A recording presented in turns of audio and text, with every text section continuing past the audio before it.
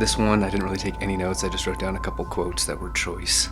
A lot of good, That's the lot way of to good do lines it. in this movie. Yeah, there were. For sure. Well, I guess that just brings us right back to Rabbit Troop Sucks. We're not feeding you anything today, Paul. That's Yeah, what I you were know. looking for. I was looking for something to lead me in, but Quit looking. we're going to be looking at a movie full of rich quotes, full of fun.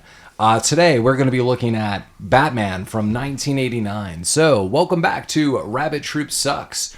As always, we're a podcast about obscure, forgotten about, and often overlooked films. I am Paul. Next to me is Mike. Hello. And next to Mike is Lamar. Howdy. Next to Lamar, we have our debut by Davin. Greetings. And we have Collin. Hey, And yeah, as noted, we're going to be looking at Batman from 1989.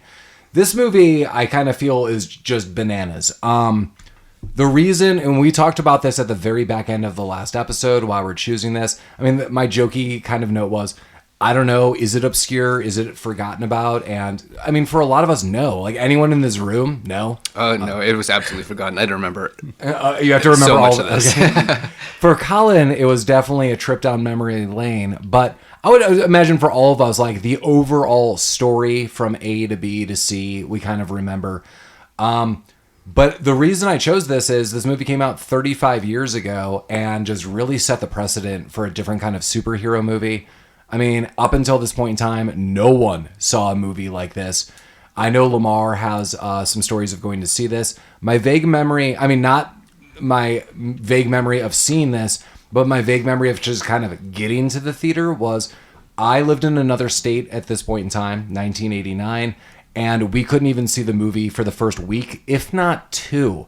There were lines that would wrap around just blocks. Batman was sold out just for weeks. People were going to see midnight showings and like the release. People were would go back and see it in a repeated fashion. I know I saw this movie, if not twice, 3 times in the theater. This is all kids were talking about. There was a toy line. Damn it, Lamar, I was eating Batman cereal at my grandma's house. So yeah, what are all of your experiences with Batman? Anyone could jump in. That's what I remember. Just lengthy lines, people freaking out, and everyone loved this movie. My experience was similar to yours, except I was one of the lucky ones to get opening day tickets. Wow. And I believe it was a midnight showing. I went with my mom, and thank you, Mom, for that. That was an amazing experience. Me being, I can't remember, 12, 13 years old.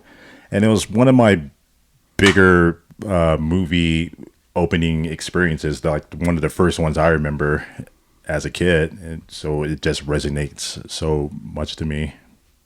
Being around that many people at midnight, everyone excited to see Batman. That was the first time I experienced that. That was cool for me. Yeah, I didn't know you saw it on the opening night. Not to taint the joy of all of this, but we are transmitting from Denver, Colorado with our recordings, and Colorado definitely has a little bit of a tainted history with Batman. I mean, when Christopher Nolan's Dark Knight came out, an Aurora shooting happened. This made national news. Clearly, this is much later. Christian Bale actually came out here, talked to some of the victims. I mean, so I'm like, the reason I bring that up is that's awesome that you saw that at midnight, and now I think people are just like afraid to see it at midnight. I say this that my parents called me the next day and made sure my wife and I, we weren't married at the time, but they called to make sure we were okay, especially my mom, because she said, years ago, you and your friends would always go to see midnight films, and I didn't know how close this theater was to you. I was so nervous that you were at that show. I just remember hearing like an insane amount of sirens and police cars drive by for hours.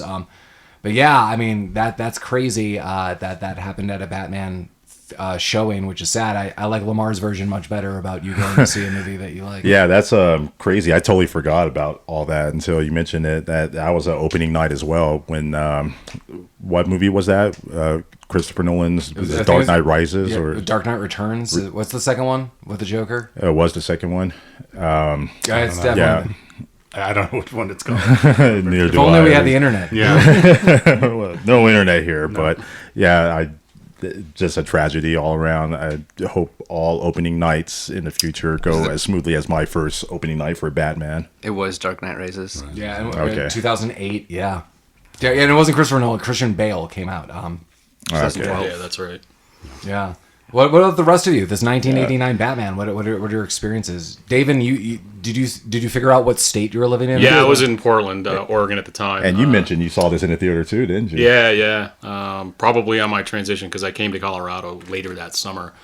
But this was kind of the rehabilitation of superhero type characters for me because I grew up with Batman, 3:30 in the afternoon after school, and to be honest, I hated it. Adam West, Burt Ward, Adam West and Burt Ward, and I hated nice. it. It just never worked for me.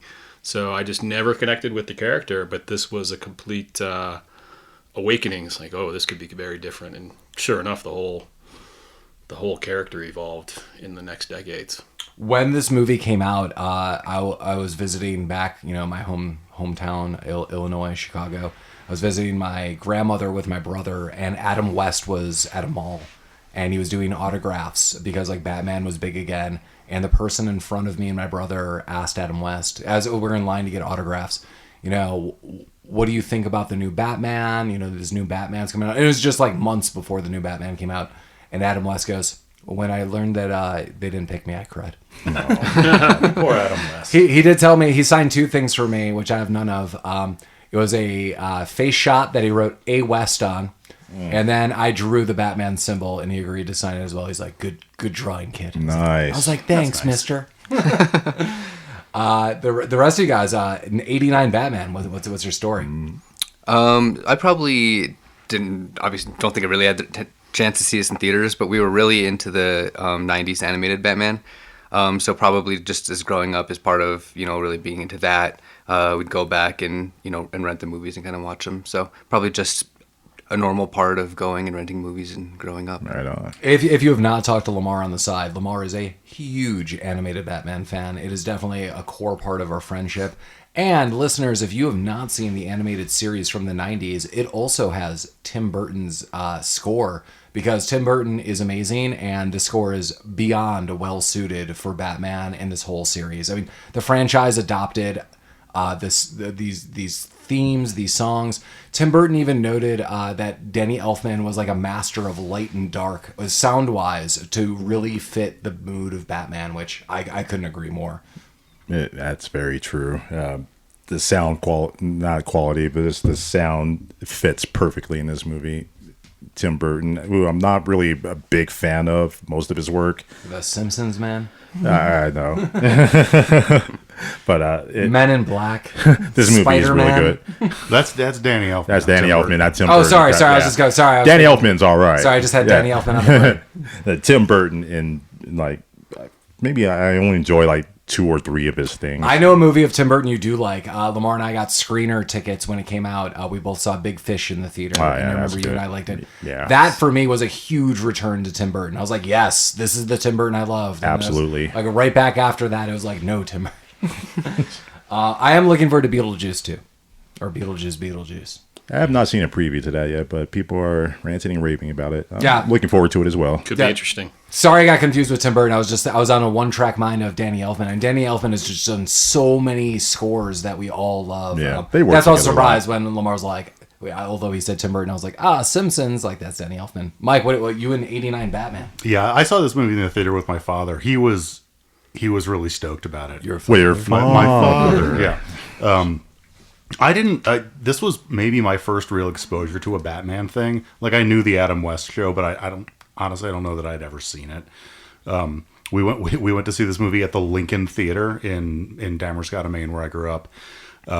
We saw it on opening night. There were maybe 12 other people there. The Lincoln Theater shows 2 movies a week. It's the same movie, but they show it twice a week. Once 7:30 on Friday, once 7:30 on Saturday, and then you're fucked for the rest of the week. Next week, it's a different movie. Yeah, well, I think the vibe that we're all kind of noting early on, if you have not seen this Batman, and one of the reasons I noted we picked this is, I would assume 35 years have passed. A lot of people have not. I would assume a lot of people are like, Christopher Nolan's trilogy is my introduction to Batman, and that's the Batman I know and love. At best, what if your introduction is the terrible other one? Like Batman vs. Superman? Yeah, with Ben Affleck. Then you stop watching all things permanently because you have failed. Has anyone seen the Batman with what's his name? Or Robert Patton. Yeah. Pattinson. Jesus. Yeah, there Robert we go. Pattinson. Yeah, I've seen it. I liked it. Did I you? liked it overall. Yeah, did anyone else see Oh, yeah, it? definitely. No. I liked Yeah, it. I I think I thought it saw was that pretty decent as opening well. day too, if I'm not mistaken. I saw it with Rami. With the Robert Pattinson one? Yeah. Oh, okay. David, have you seen that one? Yeah, I have. I thought it was pretty decent. Yeah, for me, like honestly, Robert Pattinson was. Wait, Mike, have you not seen this? No. Oh, he's the real selling point. I thought Robert Pattinson made a really good Bruce Wayne. He's a weird dude, and I mean, we could compare this because I also was able to watch Batman Begins a little bit yesterday and today, so I saw just a recap to get like these first movies going in these series of Batman films. Yeah, Robert Pattinson is just like a big weirdo. So like when people meet him, they're like, "Yeah, man, his parents died. Like this guy just keeps to himself. He's totally like." Just like withdrawn, just leave him alone. Like you would never suspect he's Batman. I like Robert Pattinson. Every time I load it up and think I'm going to watch this, I sigh when I realize it's like, what is it, 3 hours long? Oh yeah, but I'm not sitting there. but also the Riddler's like a straight up serial killer, which I thought was good. That doesn't make amends for how I can't sit for that one. But then there's opposite notes in that Batman film where Batman has like the keys to the kingdom due to Commissioner Gordon. So there's like really off-putting scenes for me where like Batman just like literally like daylight just like walks into someone's house and they're like, Batman, investigate this house, and there's like 50 cops and they're like, this dude's a vigilante. He's like, just going in there and hanging out. Yeah, and Commissioner Gordon's like, I got it. I'm like, what? Like, no, dude. So I didn't like that because I do like Batman more like I could trust Commissioner Gordon, maybe one other dude. We meet on rooftops. Not, I'm just walking into a room with 50 cops dressed as Batman because it's weird to see. It's like that Adam West Batman episode where the Joker just like goes to an art auction. Oh yeah, my favorite story of the Adam West Batman, I've told this time and time again to Lamar and Mike, is I thought this was some kind of fever dream I had as a kid. And Davin, I'm not surprised that you're like, this just wasn't for me. So as like a kid, I'm like 7, 8, but it's so memorable. So Bruce Wayne goes to an art auction and in the Adam West Batman. And like the Penguin and the Joker and the Riddler and maybe Catwoman, a bunch of other people, they're released sort of for the day. They're doing art for charity because that's what you do in Gotham City. You release the criminals so they could just make some paintings. It's just like an Arkham field trip. Yeah, and so everyone's gonna bid money on the art that these criminals have made. And the Joker just has a blank canvas and he goes, I call this one the death of a bat. And laughs maniacally, and then people are bidding on it. And I was like, what the hell is going on? But going from that Adam West Batman, as David noted, I think that's like everyone's background. I mean, that's what I grew up with initially, like that Adam West Batman. You see a couple of cameos of Batman and Robin on Scooby-Doo. So it's like all just kind of silliness, and then maybe you're reading some comics in the background. I mean, again, like I'm sure other people are reading like the Batman Detective Comics and various other things. I just was not. I was just exposed to some of these things, and maybe like what was the Super Friends? Was that what it was? Right. So you're seeing like Batman like for like elementary school kids.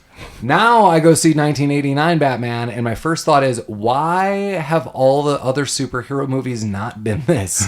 I mean, my only other reference is you have Reeves as Superman, and you're watching Superman films. I'm not dissing a couple of those Superman films. You can if you want. Yeah. As they grow long in the tooth, it gets worse and worse. But I would defend maybe those first couple Superman films for the time period and what they were doing. But it's still more campy in areas. I mean, I love Gene Hackman as Lex Luthor. That's going to be a huge selling And point. Marlon Brando. He Oh was, yeah, and Zod and his whole team. We remember we were looking at the most 80s woman in the world, and now I can't think of that roller skating movie. It was Solar Babies. She was in Solar Babies. She was one of Zod's like go-to Oh, right. people, and then I was like, this woman looks like she's directly from the 80s, and then we looked her up. And she was. But for She sure, was- the villain characters are definitely those most interesting characters to me, and how they developed. And in the later Batman movies, how Batman has an aspect of that himself, I always found quite compelling. That like the villain part of him. Absolutely. Yeah. So Yeah. on a side note, Collin, if you again animated Batman, Lamar right there. But I also love the animated Batman. I've seen them all. Lamar and I kind of watch them sometimes throughout any given week. Mike joins us for some of this. Yeah, the villain nature of Batman, I really thought Lamar was really started to get brought up in the animated series. It is often noted the Joker and Batman are just two sides of the same coin. Like, one dude is the Joker who's killing people, but Batman's a criminal. He's a vigilante. He takes it on his own. And some of these other comics, like, Batman's not well. Like, Batman's not just like, I'm Bruce Wayne and I'm watching movies on the side. Like, He's not a fun, well-adjusted guy. no, he's not having a good time. So you're like, oh shit, this guy's crazy as hell, but so's the other guy, and they kind of cancel each other out. And philosophically, it's often noted like one cannot exist without the other. Like, that's the real tie that the Joker and Batman try. In the cartoon, did they create each other like they did in the movie? I don't know if there's a background in the animated They series. do. Like his parents are killed in a very similar fashion, if I'm not mistaken. What I like about that, it does happen just like that in the cartoon. And what I like about the cartoon is it introduces a lot more other villains to further go into. Harley Quinn is introduced in the animated series. Absolutely. And it further really? explores Batman's psychosis, why he gets more crazier as more villains are introduced. So we were talking about who created who. The villain creates Batman. Batman creates a villain. There's just so many more in the animated series, and they're all well detailed psychologically. So it shows how Batman grows psychologically too. So Batman just kind of evolves over the years. Yeah. I feel the animated series and this movie, because of how different the villains are from 1966 Batman, it's a way different Batman, and he just has evolved so much better. Well, I mean, even think of that, noting that from the animated series, you get the introduction ever of the character Harley Quinn. That's true. They have definitely sexualized this character time and time again. Yeah, that's fortunate. But not in that. Like, when Lamar and I first met, I was like, I love the character Harley Quinn. And I wasn't alone. And I know this probably is not everyone's favorite. I'm like, I am in love with her voice because she talks in like this urban slang from like the 30s. It's like, come on, bats, we gotta do it. I can't do it. But like, that's the way she that's the wording she uses. But then she's also got that like kind of like citified accent. Love it. Yeah, I totally agree. Any specific villain before we get into this, like That's true. that any of you really like? Davin, you were noting that you like some of the villains. Anyone outside of the Joker that you're like, yeah, I know everyone like the Joker's the go-to for everyone. I don't know. I like the Penguin in Batman Returns. I also like the Penguin. Yeah, he's pretty good. I think for that reason, you should see the new Batman movie. I think is that Collin who plays Paul Dano. Yeah, who is that? Isn't it Colin Farrell? I thought it was in Colin Fatsuit? Farrell. Farrell. Yes, in Colin Farrell. the new Not Colin Penguin and the That would be awesome. Colin Farrell is the character of the Joker, or I'm sorry, of the Penguin, but like not yet. In that movie, true. movie, like That's true. It's coming together, but he's a fantastic role in that movie. There is another movie being made where he is straight up the Penguin. Is that a movie or a show? Oh, it might be a show. I know that's coming soon. I've been seeing trailers for it. And they're doing another one with him as well. Wow. But yeah, Paul Dano is the Riddler. Sorry. Okay. I like Paul Dano. Davin, any Batman villain? They are various levels of annoying to me. Probably the Riddler takes the cake on that one, but I don't know. I think the Penguin character has probably the most interest to me, and I liked his portrayal in the more recent movies for sure. Yeah, even above the Joker, to be honest. Going back to that Adam West, I remember like one of the last Batman I ever saw, and this is like just a handful of years ago, whenever I was streaming on. The villain was Art Carney, and he was just like a dude on a horse. I was like, oh my god. Collin, do you have any other villains that you like? I think so. In the animated series, I really liked Clayface. I always thought that was kind of like a really cool Clayface. like an infinite kind of ways you could use this character kind of thing. It sounds like a Dick Tracy villain. Yeah, it's pretty crazy. Yeah. In the show Gotham a couple years ago, Anthony Carrigan played Victor Zsasz character. That was really good. I never finished that. Is it worth going back to? I saw a good chunk of it. I don't know if I finished it either. But he's in like some of the mid seasons, and he's only in a handful of episodes, but he's just really good at it. Yeah, like, I also want to talk, like, as we go through this movie, I feel they really develop the character so well and introduce Bruce Wayne, i.e. Batman, to Vicki Vale, that they start such a relationship that I actually feel it destroys the franchise. And at this point in time in life, and hear me out, I love the second one. Tim Burton, Batman Returns. We got Catwoman, Michelle Pfeiffer. We got the Penguin, as we noted. All really fun. But then after that, you no longer have Michael Keaton. Kim Basinger does not come back in the sequel, which is fine with me, but it seems like there should have been a third, and there was notes, like Tim Burton was maybe going to do a third, but didn't really want to do the second. There's some back and forth stuff. But because Vicki Vale knows so much about Bruce Wayne by the end of this film, and they're so, like, in sync, I'm like, the fact that they're separated, I'm like, that's bullshit. Like, you just, like, ruined this. And then it's like every movie he has to tell other people who he is. He's like, by the way, I'm Batman. I know, dude. You've told like 500 people. Like, what would you even do with Vicki Vale in the next movie, considering she knows everything? Like, are they going to team up? Does she just stay at home and keep her mouth shut? Well, so I like that she's not really in the second one. I mean, she's not. And they write her off like, oh, like she broke up with me or whatever. I do like then, Michelle Pfeiffer as Catwoman becomes the love interest. But then my thought would be you would bring Vicki Vale back for the third one and kind of wrap up shop. Like Batman retires, he's older, I don't know. Right. But just the fact that it's like, I don't know, there's a new person. Batman's not James Bond for me. You don't think Alfred's ever cleaned up one of Bruce's messes? Also, Alfred sucks to high heaven in this movie. He is not about top secret things at all. He's like, you want to know who I work for? It's Batman. Here's the key. One thing I noticed that on this viewing that I don't think I picked up on before, no one knows who Bruce Wayne is, and I feel like in every other Batman iteration, like Bruce Wayne is a local celebrity. Yeah. I actually kind of like that.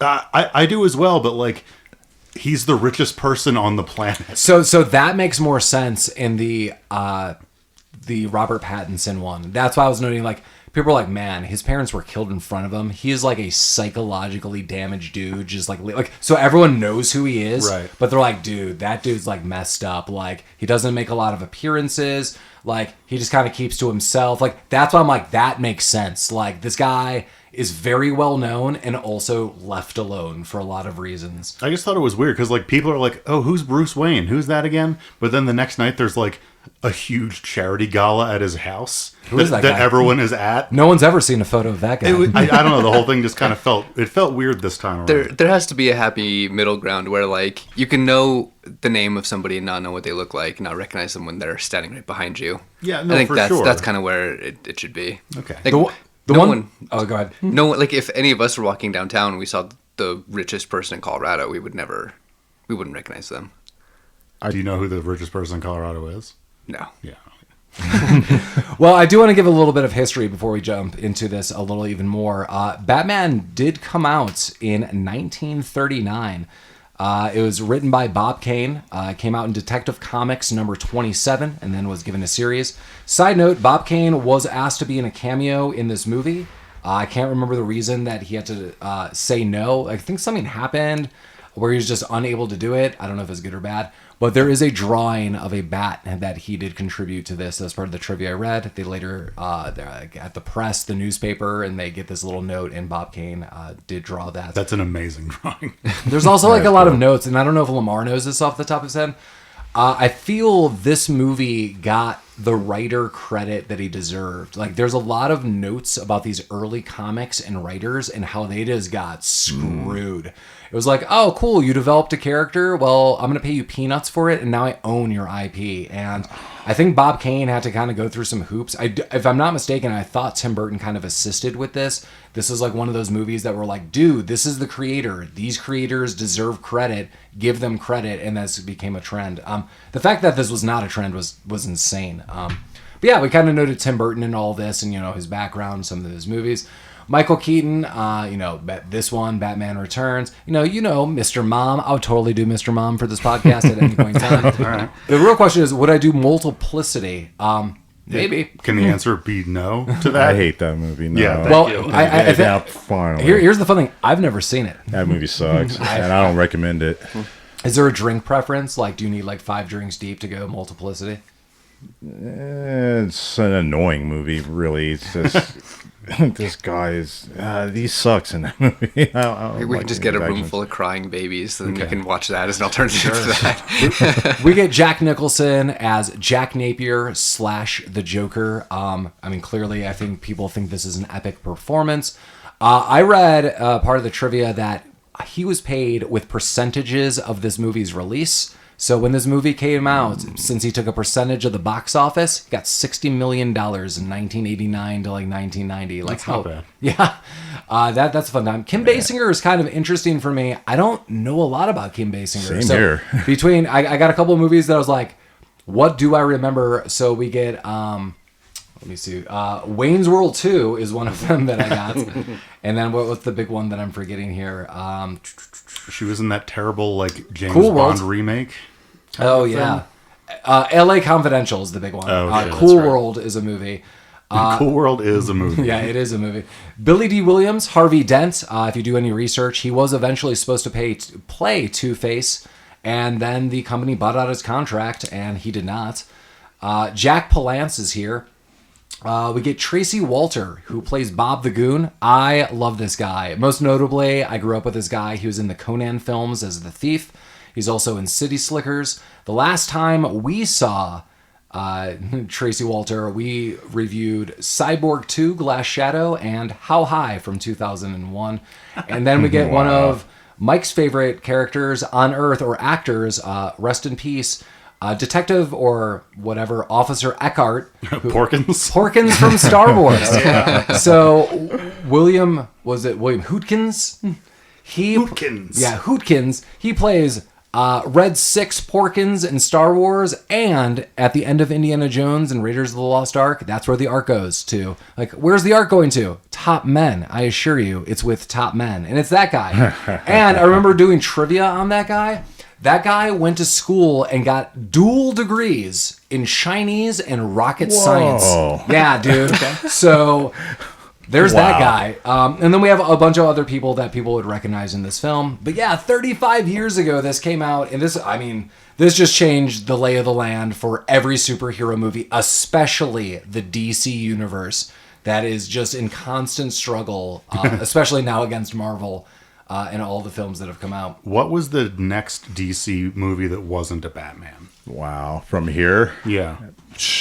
Man, you have to think about that. Yeah, in the 90s, maybe? Yeah, I can't think of it. I wasn't DC trying to movie in the stump you. 90s. I don't know. I couldn't. No, think I'm of it. just. Is there another Superman movie in the mix? Like, we don't get Green Lantern until like 2000. God. Was it Green Lantern? It might be. I mean, there. Was it Man of Steel come out? Yeah, we before? saw Superman Returns in the theater. So I mean, that's like early 2000s. But there must be another movie since then. Yeah, my goodness. That's a great question. I have no idea. Well, that's the problem. Like DC, all of a sudden, when Tim Burton leaves, just remember we get Jerry Bruckheimer. God help us all. So now we have Val Kilmer as Batman, which I'm actually okay with Val Kilmer as Batman. But then we get George Clooney, and my life shatters. Like what the like Arnold Schwarzenegger's Mr. Freeze? It's all going to hell. Like that entire Batman franchise went from amazing to a huge piece of shit really quickly over the years. Definitely a low point. Yeah. Well, you didn't like Chris O'Donnell and Alicia Silverstone? No. Nobody did. I was fine with Uma Thurman as Poison Ivy. Yeah, she was all right. Yeah, I mean, it was still super campy, but that was crazy. Another piece of trivia was Robin Williams was offered the role of the Joker in the script. So the deal was Jack Nicholson was like, yeah, I'm not going to really take it. And Robin Williams is like, I'm in for it. I guess they're starting to sign contracts. And Jack Nicholson was like, whoa, if Williams is in, then I'll take it. And took it, and Robin Williams was pissed. And I guess they offered him like the role of the Riddler or something else again. He's like, I will never work for Warner Brothers after this. And I don't know if he did. So that would have been a wild fucking Joker. So, yeah, totally. Oh, Batman, huh? I don't know how I would feel about that. I don't know how I would feel about that. Well, it's a new movie. It's called Mork and Batman. Right. Yeah, I don't blame Robin Williams. Like, he was very clear, like, I was used as a pawn for a contract game. Like, hell no. I mean, that's like an A-list actor that you're like messing with. That's crazy. But I gotta say, like, Jack Nicholson as the Joker, I mean, you get Cesar Romero, the original Joker, which I do like. If anything comes out of the Batman Adam West version, it's Cesar Romero's Joker that I think is pretty dope. But I mean, Jack Nicholson is compared forever. I mean, he will be one of the most notable Jokers on earth. Did anyone dislike Jack Nicholson's performance in this room? No. Absolutely. No one It'd ever be has. hard to find anyone on this planet that would dislike that performance. It's outstanding. Laugh was great. Yeah. Yeah, And it raises the question, is he the best Joker?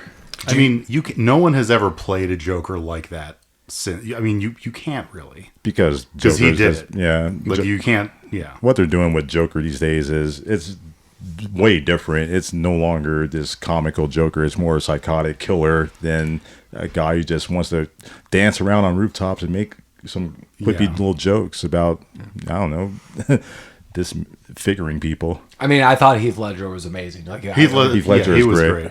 I mean, it's really sad, and if we ever do a movie with Heath Ledger, I just never thought Heath Ledger was an amazing actor. I don't mean that as a diss against him. He seemed like a really nice dude. Everything I read about, just a lot of the movies I saw, he was kind of okay.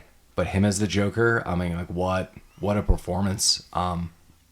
But let's talk about Jared Leto as the Joker. Jared Leto Yeah, go is to hell. the worst working actor in Hollywood. That is a unique take on the Joker. That is a take that no one needed or wanted.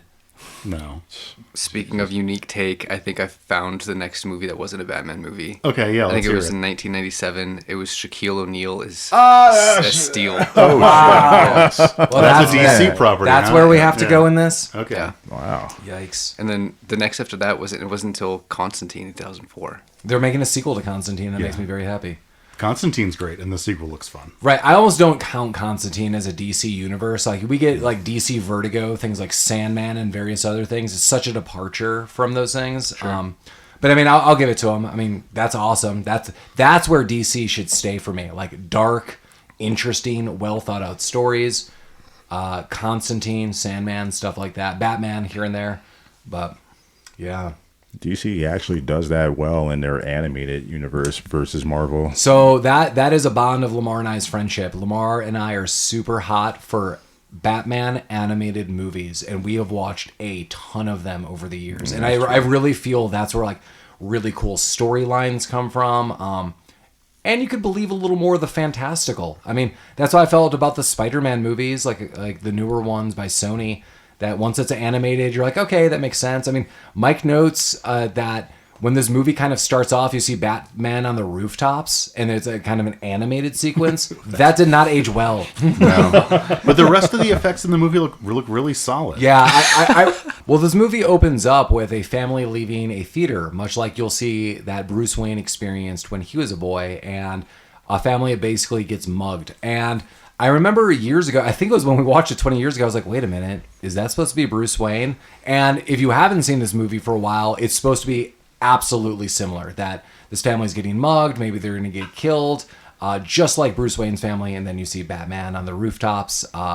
The dad is like knocked out. The parents are robbed. The kid is scared, but Batman intervenes. And then you see a bunch of thugs on a rooftop. I love this opening sequence. Like, Batman just comes in and kicks ass immediately. Yeah. I did too. I was totally frustrated at the beginning because I didn't realize it wasn't Batman's family. So I'm like, this guy is a billionaire. Why is he calling a taxi? You should have I was a thinking driver. the same that last time, yeah. What gave it away for me was just the scenery, just like the fashion. I'm trying to picture a timeline of when this was, and I was seeing people when modern clothes. I'm like, this is not Bruce Wayne. This is something else. So I knew right away that this was setting up to be a similar scene, but it wasn't Bruce Wayne. Yeah, and this sets up definitely the Batman persona basically for every movie going forward. Two things to note. Michael Keaton gets down to a lower register, like, I'm Batman. And that sets it for every person to play Batman forever and always going forward. Okay, that kind of makes sense. He also, I guess, changed and ad-libbed the line a little bit, like, I'm Batman. I guess it was supposed to be like, I'm the Shadow, or I am a Batman, or something. He was going to do like a Darkwing Duck thing. I'm the terror that flaps in the night. Yeah, and I guess he just changed it, and people have used it since. Even the Christopher Nolan Batman Begins, he says, I'm Batman as well, and talks in a lower register. Well, you have to. You can be like, hey guys, who are you? I'm Batman. But I do notice when he talks to Vicki Vale later, before, spoiler, she knows who he is. He's like, hey, we gotta get out of here, and not talking in that lower register. And my first thought is like, you just slept with this dude. Do you not know his voice? Like, do You just had dinner and sex and like hung out in the like all morning? You don't know what this guy sounds like at all? And the answer is no, she does not. He's Batman. He doesn't bring out the Batman voice for sex. That's a different movie. Is it? And that's a different podcast. Oh, That you're free that's in to the listen to. that's in the Dropbox. Yeah, again, as always, if you want to write us and get isolated vocals from Mike reading you Batman scripts or anything like that, feel free. Patreon. Yeah, That's going to cost you. yeah. No, it's not cheap. Yeah, to go kind of quickly, I mean, there's a couple thugs on the roof. I like even Batman's attitude. He's like, hey, tell your friends about me. And you're like, well, okay, this dude's crazy as hell. Harvey Dent is then, seen at some kind of like press release, and they're total. I like that they're like straight up noting who the mob boss is they're against on public news. They're like, yeah, we got to get Grissom. Like, this dude lives like 5 blocks away. Like, he's watching the show. Like, how weird would that be? Like, we got to get this guy. Like, I'm sick of this guy and his crime. And he lives 10 blocks away from me. To be fair, Grissom is doing a lot of crime, and he's really not making it secretive. His name is out there, and people know who he is. And Jack Palance. just can't really get to him, and that's it, Jack Palance. Yeah, but I mean, like, to make this public... Yeah, that's true. It is Gotham City and a different time. If you're a big crime boss, you want your name out there, but you don't want to be arrested. Yeah, you got to self-promote a little bit. I feel Grissom could probably get a lawyer and sue for defamation of character. He probably did. He's that. Like, he's I that turn good. on the news. I'm trying to find, if the Broncos won. All of a sudden, like, a bunch of cops are like, I'm going to find this guy. And I'm like, damn, that guy's me. Like, oh, crap. Like, what was this guy talking about? Yeah, as noted, you also get the Danny Elfman score right off the bat. It's amazing. I mean, as noted, they kept it for the animated series. They kept it for the franchise going forward. I feel... So the Batman theme is so iconic. I feel just this in a similar way to other films that have anything to do with Egypt. If there's something to do with Egypt, you just stole the Mummy soundtrack. Like, that Mummy soundtrack is like the soundtrack of Egypt and mummies forever and always. I say this because I watched The Gods of Egypt, and it was like a huge ripoff of that soundtrack. I was like, damn. Yeah, how'd you like that movie? It was not a movie people should be watching. All right. But it was better than Madam Web, so we told that to Jeremy. that doesn't take a whole lot. Yeah, during this, too, we get to meet Jack Napier. I forgot to write this down. Jack Napier is, who the Joker is. For years in Batman comics and shows, they have never named the Joker, but I guess they did recently. Like, DC was like, nah, we gave the Joker a name. It's not Jack Napier. Does anyone remember what it was? Something like Oswald? You Jack mentioned Oswald Oswald. White or something like that. And that raised the eyebrow because isn't Oswald like the Penguin's name? Oswald Copperpot. Yeah, or whatever. I wonder if there's a relation between the Joker and Penguin that they're exploring in the new Batman series. But then again, Batman's just all over the place back then and now, so who knows what's going on. Well, I do know that he's dating Grissom's gal pal, Jerry Bumps. Hall. Yeah, Sugar Bumps, Alicia, played by Jerry Hall. He's pretty cavalier about the whole situation. I would imagine everyone's in the know that he is dating Grissom's woman. Grissom sure as hell knows. Yeah, everyone knows, yeah. So, yeah, he's making her promises. He's like, that guy's a dud, even though he's the crime boss, whatever. We also meet, I don't know what his rank is, but Eckhart, he's one of the cops. I think he was lieutenant. Yeah, lieutenant. He's corrupt as hell. He is working for the Joker. He's working for Grissom. He just takes, whatever money he can. And then, I don't know where we really start after that. There's a speech at the beginning where you also meet Harvey Dent, who is also, he's giving... he's the one giving the speech about being tough on crime. That's what I was like. Yeah, he's like, we got to take down Grissom, like, publicly. I was like, damn, dude, the dude lives like literally a stone throw away from this meeting. He's right here. Right, like he's probably in this crowd. Probably. Super weird. This all kind of just leads to party at Bruce Wayne's house, which, as noted, we're like, no one knows who Bruce Wayne is except for everybody. I like that iteration of it. Just you don't need to know. Just he's rich. Yeah, he's a popular. rich guy.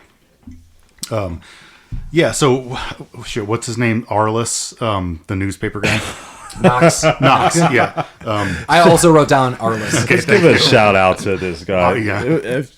Just a quick shout out to Robert Wall, because American Dad fans know where I'm going with this. There's an episode where it's just a Robert Wall episode, and it's hilarious. You got to see it. But just a shout out to American Dad fans. Yeah, Knox is, like the lead reporter in all this, and sadly, I feel he doesn't really make a difference in this film. He doesn't. No, It's not really. Okay performance though. No, he's fine. Right, but you could just dialed it down to Vicki Vale. Like, so Vicki Vale joins in as she's the photographer, and she's going to work with Arliss, who is Knox. Well, he's doing all this Batman stuff, and everyone thinks he's a quack. Right, but it kind of just fizzles out. Yeah. Like, I feel like he was like one of the weaker written characters. Not that he did a bad acting performance, just like inconsequential to the story. Yeah, the character goes nowhere. Yeah. Well, the writing was super awkward at the beginning in terms of 2024 anyway. Because he was super hot on her. He comes in like sexually harassing Yeah, her immediately. immediately. I think the third thing he says to her is, "Will you marry me?" Will you marry me? That was his third line. If you want to shoot a nude, you're going to need a big lens. But also, at the end, he's like, "What about us?" And I was like, "Is he even being serious? Like, is this guy drunk?" He was drunk the entire time. I do kind of feel like if they had established the relationship earlier, as though they had known each other for a long, long time, like that they were like he kind of always did this, it would have been a little less. Instead, he was just a weirdo right out the bat. I could see that. Like, welcome back, Vale. We haven't worked together since like the blank mission or like story. Yeah, totally, Collin. Like, I totally feel you. I know you missed me, something like that. Like, But instead, it's like, I just met you. Want to have sex? Like, I'm going to HR.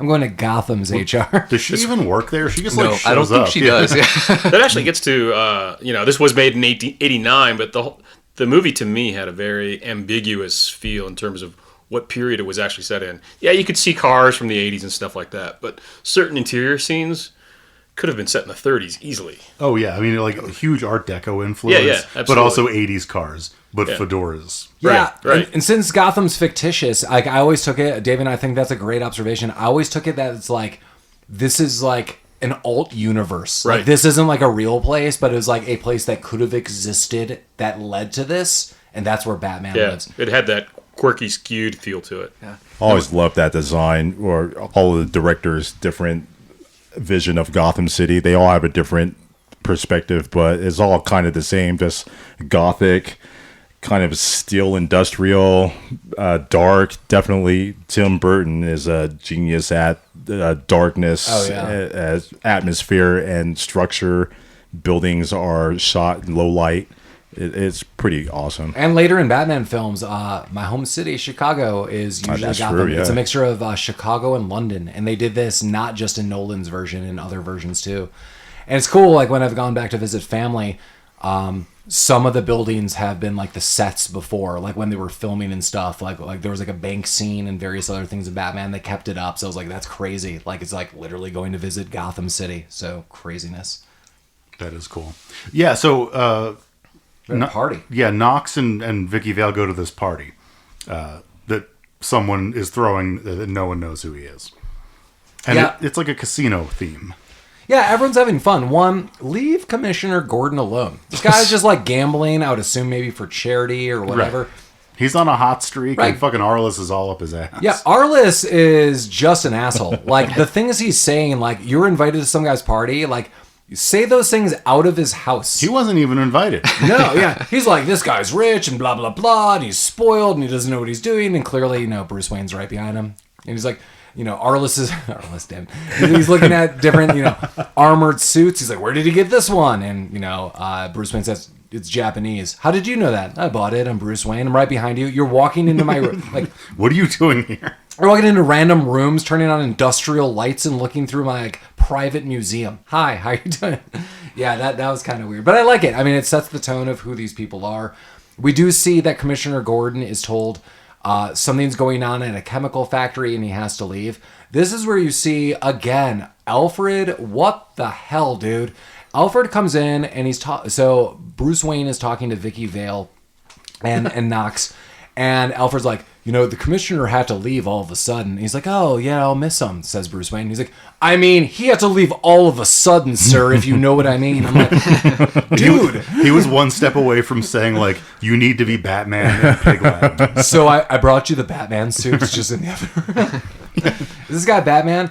So what's happening is Jack Napier is told that he's got to, break into this chemical factory and mess up some kind of office and get some kind of documents. But Jack Palance's character of Grissom, the head mob boss, is highlighting, you have to do it. You are in charge. You're the only... Why does he have to do it? Because you're my number one. You're my number one man. You're my number one. Yeah, he rubs his shoulders and Gotta says, get up early in the morning. I only trust you. You're my number one guy. And Jack Napier's like, ugh.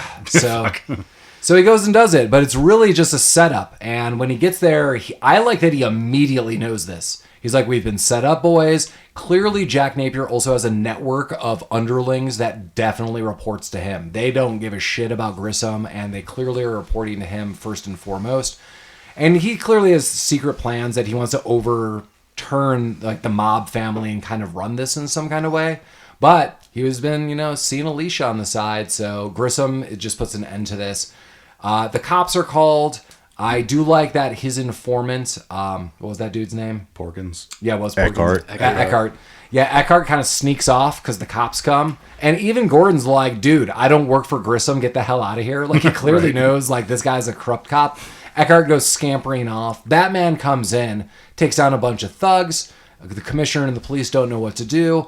Eckhart is killed by the Joker, and Batman basically deflects a bullet that goes right back into the Joker's face. It, takes him off guard. He goes over a railing. The Batman tries to help him, but the Joker falls in. Well, Jack Napier falls into a chemical vat, and you think he is dead, but he is not. He's the Joker.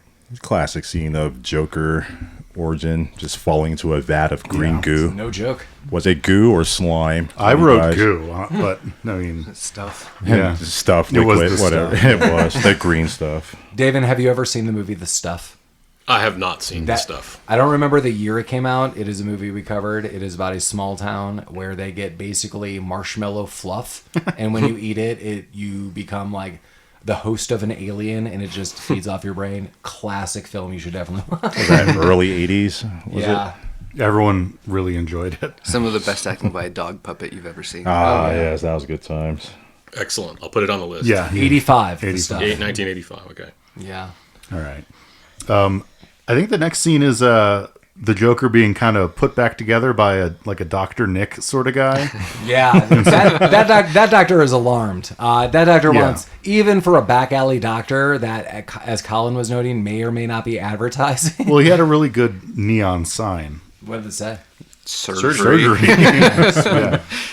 Yeah, that guy doesn't want any part of this. So he unbandages Jack Napier's face. He's like, I did all that I could. There's a lot of nerve damage, and I had limited resources as he gestures at his kitchen implements. Yeah, like Civil War style. Yeah. Right. It was like an egg beater. It's like he went through the medical waste dump at a hospital and was like, I could still reuse some of this stuff. Yeah, this is still good. I love this scene because you don't see Jack Napier's face. It's all in the shadows. He stands up, he looks at a hand mirror and just starts maniacally laughing. Mm-hmm. Definitely like the MO of the Joker. Jack Nicholson totally dialed this in. Goes into the shadows and you just don't know what this guy looks like. Clearly not looking well. He didn't hurt the doctor, though, which I thought was nice. Yeah. That doctor did what he could. Yeah. He probably went back and killed him. The Simpsons. Yeah. I mean, The Simpsons spoofed this perfectly. The Lisa needs braces. yeah. The mirror. The mirror! Well, Jack goes back and, kills Grissom. That's done. He is very aware that this was a setup. Grissom is very surprised he's still alive. We now get to see the Joker's face. Pure white face, skin that is, like clown makeup, green hair, and a crazy smile that's locked into place. The makeup crew I thought was great on all of this. There are later scenes that, I don't know how to phrase this. They made me feel like awkward, like I was watching a horror film. So when Jack, or now the Joker, as he kills Plants, and he's like, you could call me the Joker, he then later wears over his face flesh tone makeup, but then wipes it off and you see the under white makeup. And when you see those scenes, I think he looks terrifying. I loved it. Yeah. Yeah, I think they did a really good job on it. That was well done. Yeah, everything I read was like it took hours to get that makeup on. I don't doubt it whatsoever. The flesh colored makeup over the white makeup when he's kind of walking around and everyone is kind of disconcerted by him. Right. It kind of has the flavor of like like post World War One makeup, where they come back with like weird You have to masks put the and shield faces, on your- and yeah. You kind of have to, you have to kind of pretend like nothing's wrong, you know. Yeah, that's good stuff. Yeah. When Jack says to other Jack, "You can call me the Joker," I don't know if anyone caught this. Jack Palance shoots a look at him like, the fucking Joker. And I don't know. I didn't catch that. That was just really good for me. Because there were two scenes. It's like him giving him this look, and then you see Jack Nicholson again, and then they cut back to Jack Palance. He's like, "Oh, no, you're going to fucking kill me." So, Yeah. sick. Stuff like that. You got to watch the movie again and again and Yeah. catch those little scenes. Well, it's been almost 20 years. I'm picking that's up on the true. stuff now. Yeah, you mentioned that, and I'm like, we're watching this movie tonight. I haven't seen it in 20 years, and we're picking up on all these little things that we just now noticed. Well, over the years. as Davin noted earlier, the similarities between Batman and the Joker start becoming like very apparent. Like clearly, Batman, tries to be a vigilante and does this for the sake of good, but they are both beyond obsessed with one another. The Joker is now watching the news. He's getting super pissed off. Because it's like, the Batman did this, the Batman did that. And he's like, why is it always the Batman? And this grows throughout the film. That he's like, I'm so sick of them running media on him. Like, why is this not about me? Like, I'm killing people. I'm doing these things. I don't want to hear about him saving people or his insight. And then you get, one of the most iconic lines is he's watching the news and he's like, wait till they get a load of me. Man, that's iconic. They played the commercials leading up to the debut of this movie. They just ran that line over and over and over again for months. This wasn't weeks. This was months. I remember seeing a commercial for Batman coming in June 1998 in like March. Were you eating Batman cereal at that point? I was not. You were lucky. You had that cereal. I was just eating old Cheerios. The Batman cereal, from my memory, was just like basically Captain Crunch. It was just like... That's what most of those cereals were. Like Mr. Cheese cereal. It was all Captain Crunch. Yeah, this did not have marshmallows or various other things. So honestly, I think it's one of the reasons my brother and I were able to eat like a couple boxes when we're staying with my grandmother for like a week. Because it wasn't straight up like blank with marshmallows. It was just like my grandma was like, I don't care. Like, you want some cereal? It doesn't have marshmallows? We'll get 2 boxes. Like, yay! It's all just crunchy bits. Fine. It's shaped like a bat symbol. Here you go, kid. That's reasonable. Dude, cereal in the 90s and 80s was fucking... Bonkers. You wild. can use the bonkers. They didn't even... Like, fucking Cookie Crisp. It's not even... They still make Cookie Crisp. They're not even trying. They're not. Like, no, it's a cookie. They're just little cookies. I, as a child, was able to get Cookie Crisp once. And the deal is my mom's like, I'll let you eat this for dessert. I was like, all right. She's like, if you want cookie cereal for dessert every now and then, sure. It was a huge disappointment. Of course it was. Yeah. Yeah, I wanted more than that. I wanted it to be sugary enough that my teeth would be falling out of my head. That could be good or bad. I had that option, and I'm glad I made the decision to stop when I did. I could have easily been in a diabetic coma right now. Based off all the cereal I ate in the 80s and 90s. My goodness. Well, it's not too late to start. Yeah. Well, it's not too late to start, especially with the Joker. He goes to a mob boss meeting, basically shocks some guy to death, and highlights a precedent. If you go against me, me and my boys are going to kill all of you. So I am in charge now, and basically pieces out on that. That's like all he really had to say, which is kind of crazy. Yeah. And then it tells Bob, he reenacts a Jack Palance moment, gives him the shoulder rub. He's like, Bob, I want you to go out, take some photos, learn about this Batman. Why? Because you're my number one. My number one guy. That was a pretty good Jack Palance. It was like that. I mean, was. and you could tell like this dude's just crazy as hell, which is fun. I mean, I love Jack Nicholson in the role of the Joker. Jack Nicholson could easily replace Jack Palance in real life. So I know I'm kind of hung up on this for some reason. I mentioned it when we were watching it. All of the Joker's goons at this point have matching jackets and patches. Those patches are awesome. The patches are awesome, but like the patches have the Joker's face on them. Why is the Joker going out in human makeup when everyone knows what he looks like because it's on his goddamn insignia? But Mike, you mentioned something earlier when we were watching this. He got him like, it was like hours afterwards. He had everybody had full custom Joker logo. He called up like jackets. Threadless and had some custom shit done pretty quick. Before or kind of simultaneously, while all the mob stuff is going on, Vicki Vale does go on a house date with Bruce Wayne. She comes over. This is kind of interesting. I never really thought about this as a kid, but let me kind of like do some Batman comparisons here. The fact that straight up Batman has sex in this movie is kind of strange for me. I know this is brought up. So in some of the animated films that Lamar and I have watched, some are definitely rated R, some are PG-13. There is more of like love, maybe allusions to sex, but it's just kind of like weird. Like, he's not James Bond for me. So I'm just like kind of weirded out that this happens. Yeah, but how about the way it was done? There's absolutely no scenes of flesh or anything. It's just a cut, but it's alluding to that he did. So does that make it a little easier for you, or? I guess it's just like I almost feel when Bruce Wayne and Batman are like one, like I don't mean like early Bruce Wayne or anything, like when he is like officially the Batman. Yeah. Just he's like a asexual detective. Just like he's so consumed with finding the truth that I'm like, the fact that this guy probably even eats is probably where Alfred comes in. He's like, dude, here's a PB&J, Master Wayne. That's true. Like made you a protein shake. So I don't know. It's like sort of back and forth. I don't know. Like, and maybe this is going to sound overly sexual, that it makes more sense when it comes to scenes like with a Catwoman later in animated stuff. Like, cause she is overtly sexual with him, like Catwoman as a character a lot of times. So that kind of makes sense, but I don't know. Like, random Vicki Vale just stops by for dinner and then it's like, boom. Then she later was like, I loved you the first time I met. I'm like, what? Like, they had met twice at that point. I know. So you know what's weirder for me than the sex? That Bruce Wayne's first date idea was to invite her to his house for soup. In a room that he's never been to? Right. He was. Was it just like a weird flex? He's like a billionaire playboy. He doesn't know what philanthropist, people right? So do. Yeah. it's got to be like a test to be like, I bet like she's either cool or she sucks. Like if she does anything, like I'm gonna put her in this awkward situation. If she can do anything that's okay, like that isn't just appeasing me or something, then she passes the test. I see it more as he's socially awkward in ways with dating, especially with just one-on-one with women, that he has no idea what he's doing. He's like, this is going to be That's cool. how I saw it. I saw it. Yeah. That's so crazy. Clueless. You know what? You know what really helps clueless people?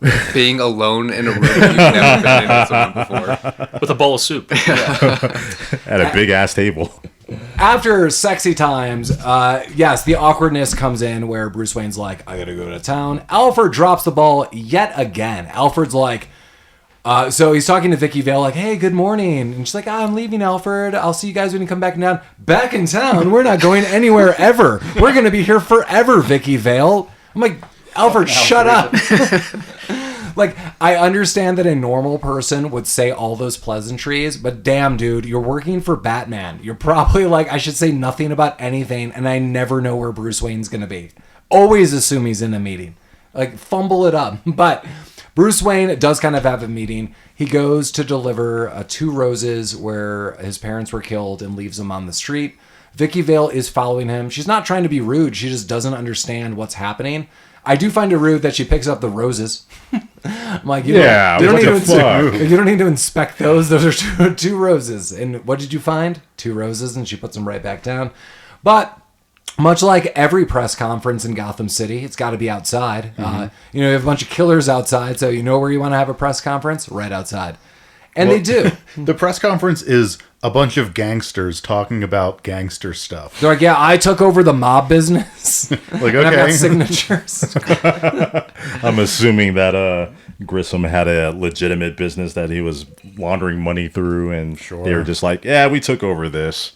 As Mike and I are the resident Italians in the room, we really appreciate the stereotypes of these Italians coming out. Yeah, there are a lot of them, too. They're like, over a nice meatball. We had some sign because they're talking about like, we've got signatures and we got witnesses. I also like the scene. A bunch of weirdo mimes come out, and Bruce Wayne is standing in the back.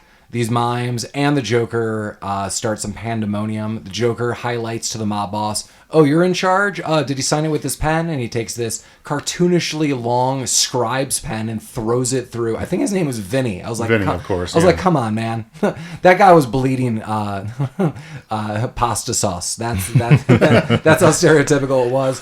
So he's dead. Bruce Wayne is standing around like an unaffected weirdo, which I have no problems with. My only problem with this kind of moment is he does see Jack, i.e. the Joker, drive off. The Joker waves. It's Bruce Wayne, and they do meet later. And he's like, oh, who are you? I was like, I don't know, the one guy who didn't duck when your thugs were killing people. Vicki Vale is super weirded out, doesn't really say anything. They kind of split off. Clearly, Vinny's dead, and the mimes shoot everyone on their way out. So, hey, those mob bosses are dead, and the Joker is now in charge. Did they kill everyone? I thought they just shot the cops. Did they kill everyone there? I think there's some innocent. Yeah, I think he likes the reporters. He probably left those alone. Okay. He's like, maybe. Peace out, reporters. Cool. One of my favorite scenes comes up shortly after this. We get action news in Gotham City. And I wrote, this is honestly where Tim Burton's personality and sense of humor shines. So they're highlighting, they're like, oh, two models died, and like it could have been some kind of chemical reaction, but we don't know. Maybe there's some other things. And there's another correspondent with, there's two anchor people. There's a male and a female, and the female starts losing her mind. The male anchorman's like, the two people died, and the woman's like, ha ha ha ha. And they keep panning over the woman. Like, it's awkward for everyone. It's awkward for the other anchorman. It's awkward for the camera people. And this woman laughs herself to death, and the Joker gets on and advertises a commercial. This commercial is bananas. This commercial ruled. Yeah, hell yeah, everyone. Yeah, I mean, this is where you see Tim Burton really shine, because he's got these two, cutouts, these women, and they're like, love that Joker. He's like, let me bring you some Joker products. Love that Joker. He's like, oh, you want to buy these products? Don't worry, you already have. I put chemicals in all your products, and they're going to kill you. And now it's pandemonium again in Gotham City. They later show a new anchor person and the male guy. When they come back, they are pimply. They are not in makeup. Their hair is unkempt, because no one in Gotham City could wear deodorant, makeup, etc., because they do not know what's killing people. I love it. Imagine the smell. I can imagine that smell. Gotham City body odor. There are a handful of buses in Colorado I could liken that smell to. So, so take that. But yeah, action news. Really not having it. Wait, so who does the public think the Joker is at this point? Because like they lunatic. Well, they love that Joker. they do seem to love the Joker. They clearly know that he's up to no good, because they're not wearing makeup anymore, because they know it'll kill you.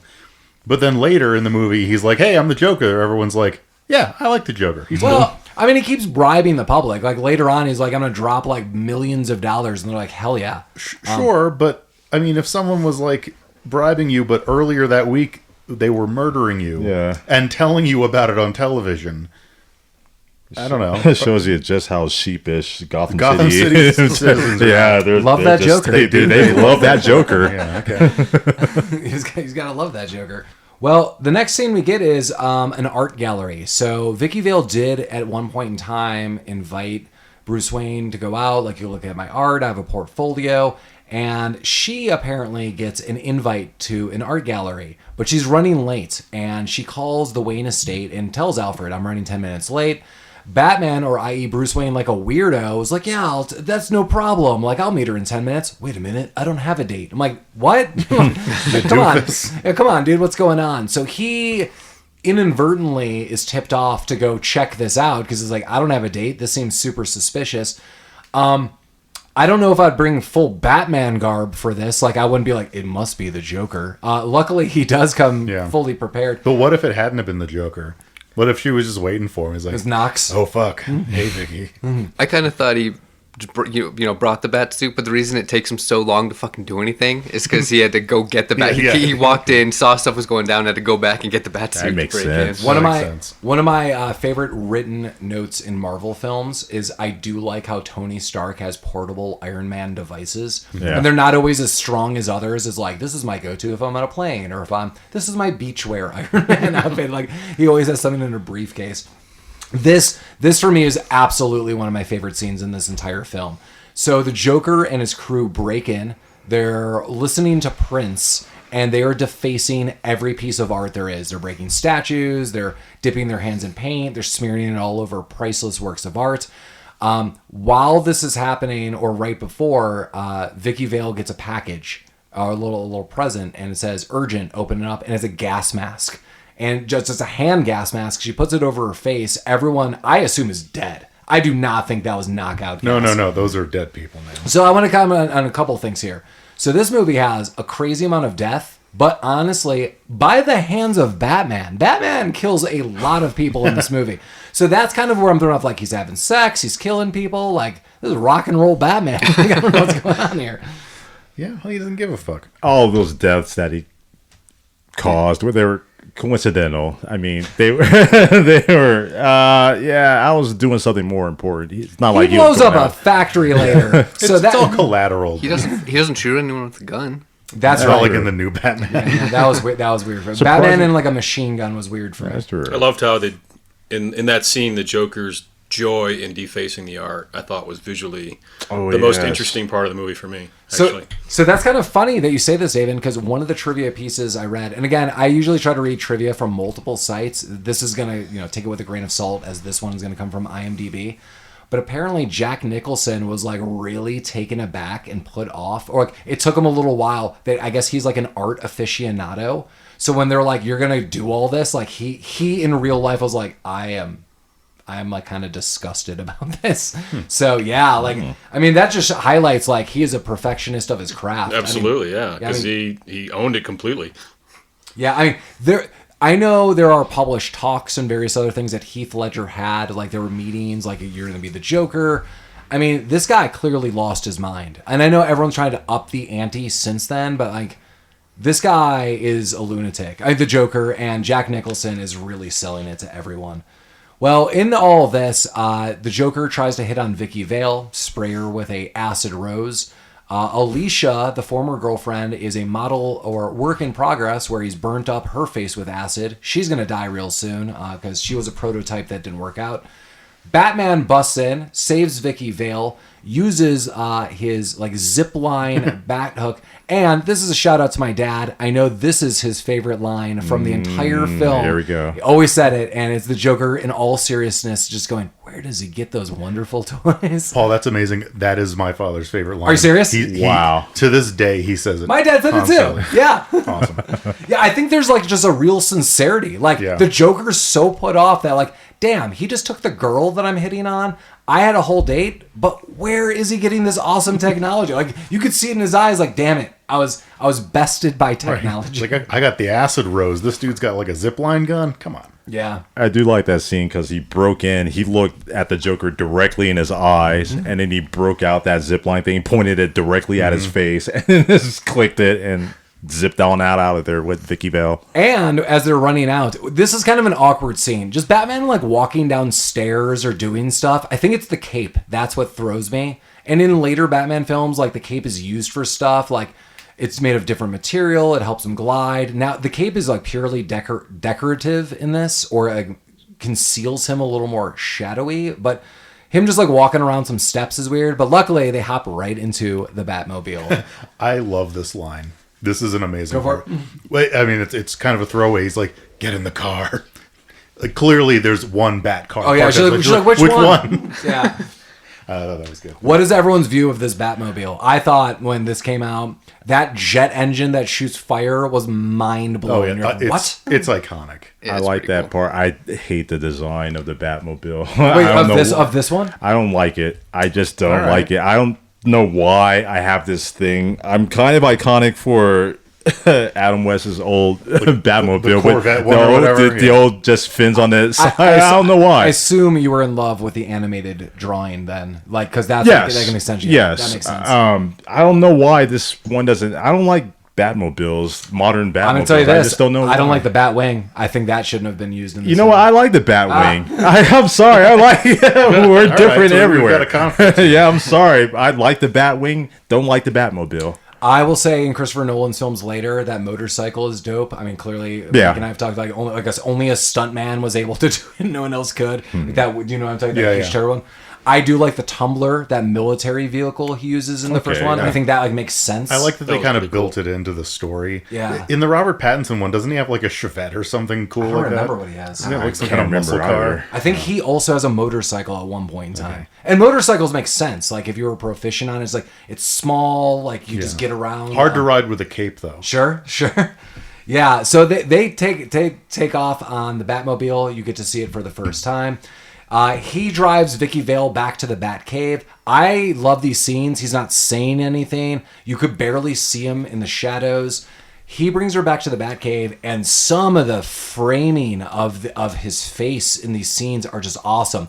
That you see Vicki Vale like purely white in her bright eyes, but contrasted next to her is just like almost a hollowed out Batman like mask. Like he's in it. You just see like the outline of the cowl. Yeah, like well done, Tim Burton. As Lamar noted, like Tim Burton really masters shadow in all of this. I wish he did that throughout the most of the movie where you couldn't see his eyes. I like where you can see his eyes and he's looking around. Or just like It's white. Michael Keaton. Yeah, but I like the part where, like you said, Paul, it's you can't see his face at all. It's just a cape and cowl while she's talking to him. No expression. It's just Batman and her. Yeah, I love it. He gives her all the secrets of what's in these chemicals, and he basically saves Gotham. Like, hey, this is a combination of chemicals. Don't put lipstick with deodorant and various other things. I have some forms. There's some new stuff coming.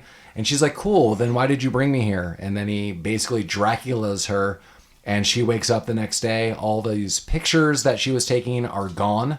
And she wakes up and was like, damn it, but I have some stuff I got to tell the news. She calls Knox. They run it on the news. They tell everyone a surplus of new stuff is coming in and everything's going to be great. But unfortunately, the Joker gets online, again, super pissed off about Batman. And the city's going to close down this like massive party. And the Joker's like, you know what? We're going to have a party. We're going to do it. Yeah, he does want. He wants to have the party. Bruce goes to visit Vicki at this point, I think. Yeah. Yeah, because he wants to apologize. This is the second time he will have met her. Yeah, Alfred's like, go talk to her. Yeah. I don't want to just be mourning like people that have died. Live a life, Oh wow, bro. this is only the second time that they. Isn't it?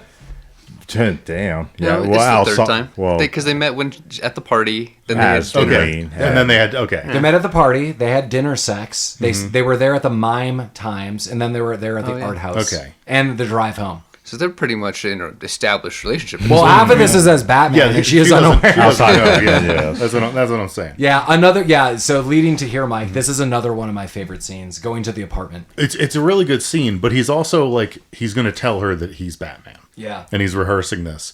Again, this is the third time that he has interacted with this person, fully trusting with Loves the it. Batman stuff. Loves it. But he gets interrupted by the Joker, who shows up. Because I don't know how he knows where she lives, but Did you look her up? Yeah, Oh, no, he asked Bob she's- for a phone book, straight up. yeah. she's in the white pages, I guess. Yeah. Or yellow. I don't which page is residential. So here's a funny thing, too, to highlight the similarities. So Bruce Wayne walks in, and he's like, kind of befuddled. He's like, oh, you got a really spacious apartment. Like, doesn't know what to say. He's like, that's cool. That apartment is dope. But that's exactly what the Joker says when he walks in. He's like, oh, you got a really like nice spacious apartment. So you do see some like these weird overlapping similarities. So that's kind of fun. But yeah, Bruce Wayne steps out in the other room. The Joker comes in and is like, whoa, like there's another guy here. Is this where the line is used, Collin?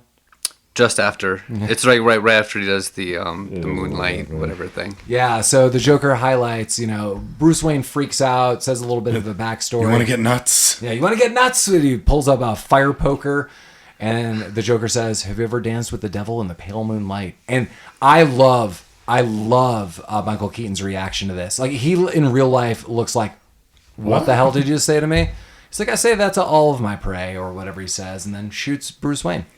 And then immediately right after that, he says the never rub another man's rhubarb. and That's the line. And rubber troop sucks. That's good advice. You never rub another man's rhubarb. Before this, Collin was even talking about making rhubarb pie, but he didn't want to rub another man's rhubarb.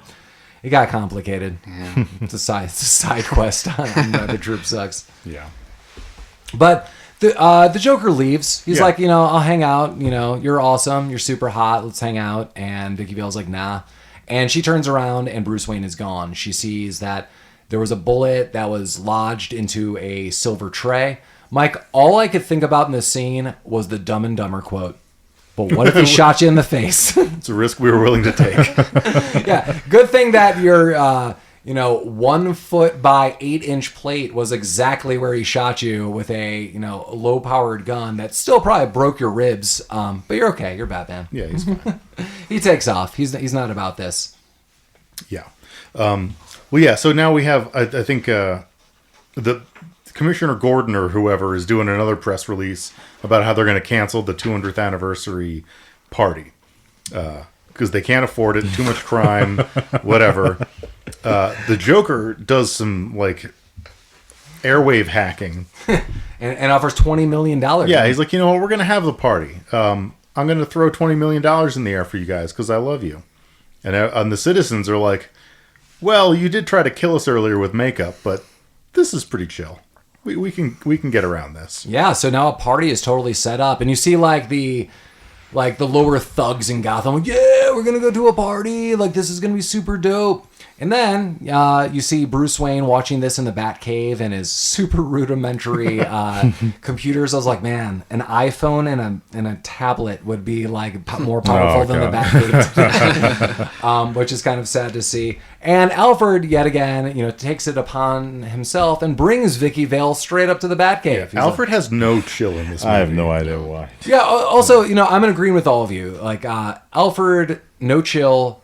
How long has he known Vicki Vale now? A week? 2 weeks? Tops? Right. Few weeks? This is the fourth time they will have been in the same room. It's like a house of cards with Batman. I've established myself for 50 years. Then I met this girl a week ago and my butler screwed me over. He's like, yeah, she's in. Yeah. Just let her in. She's part of the family. Well, he's like, I got to stop this party. And she's like, why won't you let me in? And he's like, I want to, but, I'm Batman. And she's like, I don't know how I feel about all Jesus. This is so crazy. She's in his bat cave. Right. She's like, let me in. In what? You're in the cave. Is that a euphemism? I don't know what's happening. It's kind of weird. I do feel Christopher Nolan kind of tamed any kind of romance in a more realistic way. It's more like I could pine for the love. I could watch the love from a distance, but it can't really be mine. And that's kind of the Batman I like, that eats him up even a little more. This is more like, whatever. Yeah. I'm Batman willing to party. Everyone knows I'm Batman. Yeah. Well, Batman goes and takes out his sexual frustration on a chemical plant. Yeah. By blowing it the fuck up. Yeah. With people inside of it, presumably. Yeah, this is a fun scene. He remote drives the Batmobile into a chemical plant. It armors up, drops a bomb, and everyone in there is dead, and he drives off, except for the Joker, who and a couple thugs are in a helicopter. He's like, whatever, bats. And then really the party begins. The party is happening downtown. We hear Prince's song Trust playing. Everyone's dancing. The Joker and his henchmen are throwing out all this money. A little trivia piece that I read, I guess a scene that was cut is there's a crowd scene where the people realize that it's all fake money. It's Joker bucks and the Joker faces on there, but I guess that was cut out. But that's happening. So Batman takes to the sky in the Batwing. And yeah, Lamar, this is not my favorite. If this was animated, I think I'd be a little more on this. Yeah. I think the problem I have with this is I just really don't like watching Batman fly something. It's just damn, dude, how does the government not know that you're flying? Did he have to file a flight plan? Right, like getting a military car and you have a mansion, I could buy that more than you have assembled an aircraft that launches from your house and no one's aware of this. If this was flown remotely, I would have felt different about this. If he's I have an aerial thing that I could do with remote control, okay, but the fact that he's in it, I'm like, come on, man. How did you feel about the bat hydrofoil from the next movie? Didn't feel great about it. God. I didn't like how the Batwing was used in this movie and how it was introduced. Sure, it was way too early in Batman films. If he brought this in Batman 2, sure, but you got a Batmobile and a Batwing here in the first movie. Just calm down, relax, calm down. Went pretty big. Well, he uses the Batwing. He rounds up all these gas balloons and launches them in the air. You get an iconic scene where the Batwing goes up to a full moon, forms the Batman symbol, and then drops down. Another piece that I do not like of the Batwing here is he straight up tries to gun down the Joker with two basically Gatling guns, but they cannot pinpoint a center. So the guns trace to the left and the right of the Joker.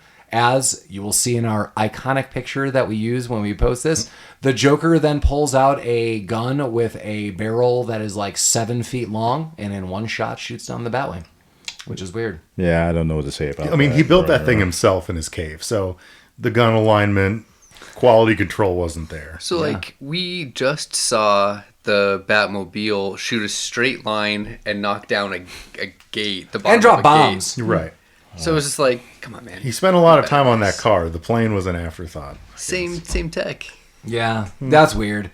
Built on a Friday. That that whole thing crashes. You would also think, Batman would have like self-destruct things just so like there was no evidence. So the Batwing crashes. He just gets out. We don't see him get out. We never see really where he goes. Vicki Vale shows up. She looks in there. On a side note, she actually accidentally knocked out Knox. He's not really doing much, but that's kind of the end of Knox.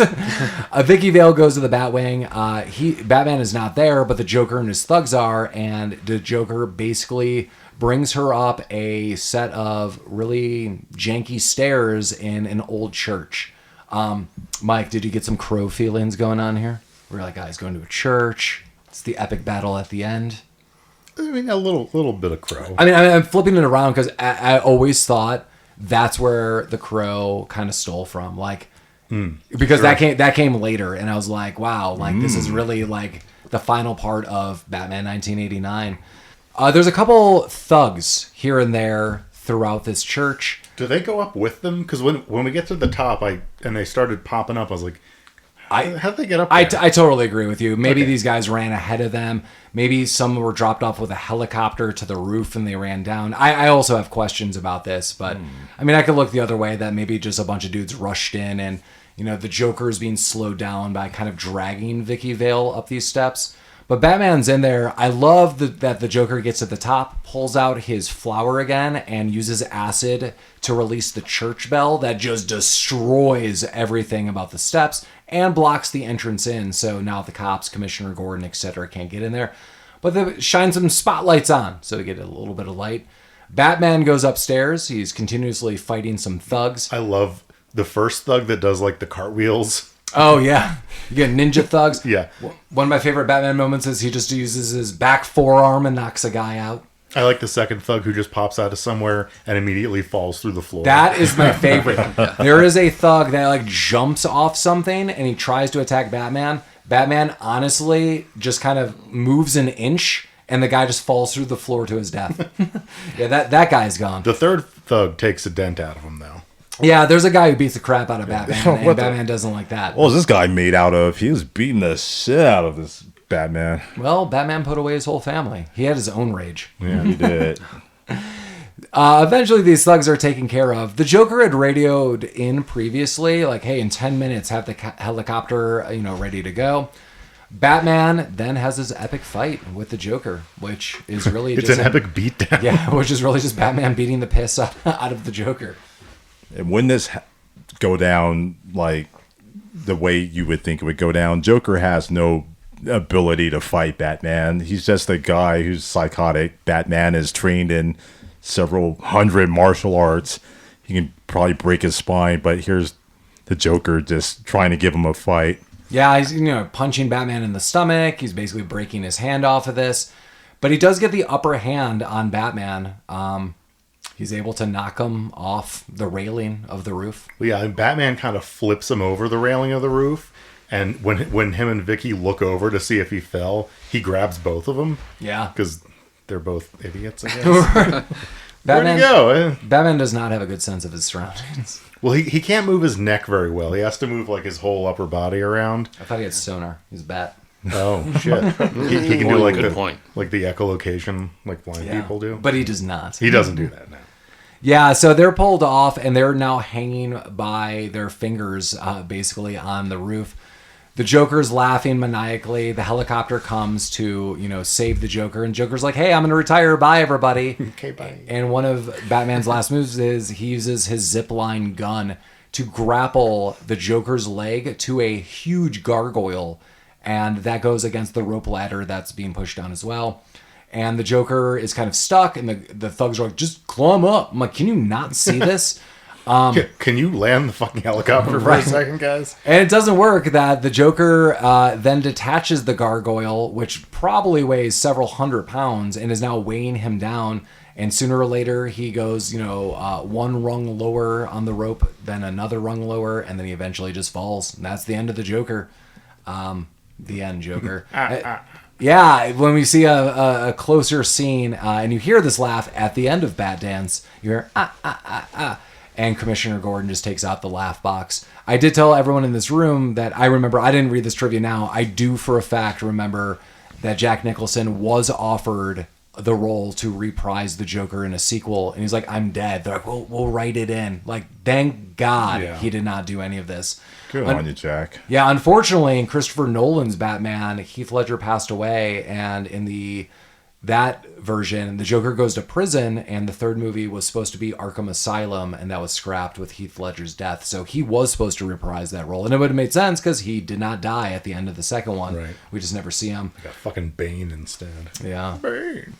Hey, Batman. I broke you. I want some tea. I broke you. So now that everything's resolved, Batman and Vicki Vale basically leave. They kind of fall off the roof, but Batman saves them. And then we just get a hard cut that, now there's another press conference yet outside again. Love these press conferences. Especially outside. It's cold outside. It's dark. Let's have a press conference. What could go wrong?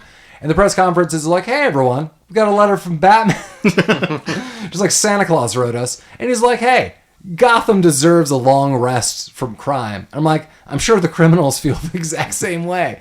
But if crime comes again, give a signal. And he gave the bat signal to Commissioner Gordon and the police unit, and they launch it, and you see it.